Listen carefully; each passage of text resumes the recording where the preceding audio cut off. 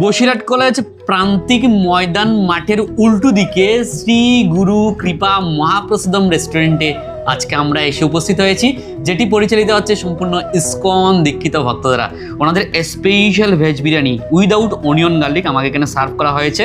সেই সাথে দেওয়া হয়েছে একেবারে গরম মুচমুচে বাঁধাকপির পকোড়া, সেই সাথে দেওয়া হয়েছে পনির কালিয়া একেবারে লাল লাল ঝাল, তার সাথে দেওয়া হয়েছে সয়া চাপ।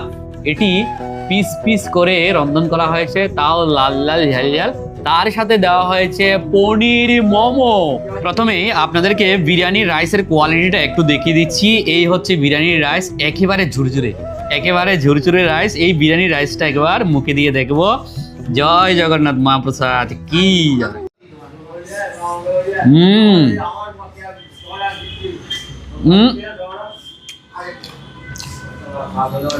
স্বাদের কথা বলতে গেলে একেবারে এলাচি, দালচিনি, তেজপাতা, লবঙ্গ, গরম মশলা এমন একটা সুগন্ধ তৈরি হয়েছে, একেবারে মন ছুঁয়ে যাচ্ছে গো, মন ছুঁয়ে যাচ্ছে। এবার ওনারা বিরিয়ানিতে যেই আলুটা দিচ্ছেন সেটি কতটুকু কুকিং হয়েছে আপনারা একবার দেখে নিন। অনেক বড় সাইজের আলু, আর চাপ দেওয়ার সাথে সাথে ও একেবারে তুলে নরম সফট। চাপ দেওয়ার সাথে সাথে হাতের মধ্যে গলে একেবারে মিশে যাচ্ছে। সেই আলু দিয়ে একবার হয়ে যাক।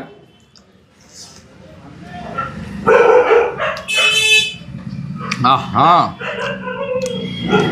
একেবারে মনের মতো স্বাদ। ওনারা বিরিয়ানির মধ্যে যে পনিরটা দিচ্ছেন, পনিরের সাইজটা একবার দেখুন। অনেক বড় সাইজের পনির, 2 পিস পনির দেওয়া হয় 1000 ml কন্টেনারের মধ্যে। আর কুকিংয়ের কথা বলতে গেলে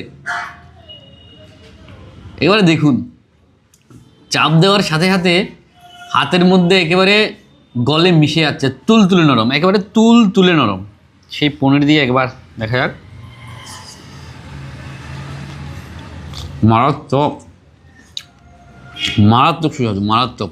সেই সাথে আমার সবথেকে প্রিয় আইটেম ভেজ বিরিয়ানি খাওয়ার সময় যদি এটি না হয়, আমার কোনো একটি অসম্পূর্ণ থেকে গেছে মনে হয়। কাঁচা লঙ্কা, ডাল। ওনারা বিরিয়ানিটা মেকিং করার সময় কোনো ধরনের সয়াবিন ব্যবহার করছেন না, কারণ ইসকনের অনেক গুরু মহারাজই সয়াবিন না খাওয়ার জন্য উৎসাহিত করেছেন সবাইকে। সেই চিন্তাধারা থেকে ওনারা বিরিয়ানিতে সয়াবিনটা প্রোভাইড করছেন না, শুধুমাত্র এঁচড়, আলু এবং পনির দিয়েই বিরিয়ানিটা রান্না করা হয়।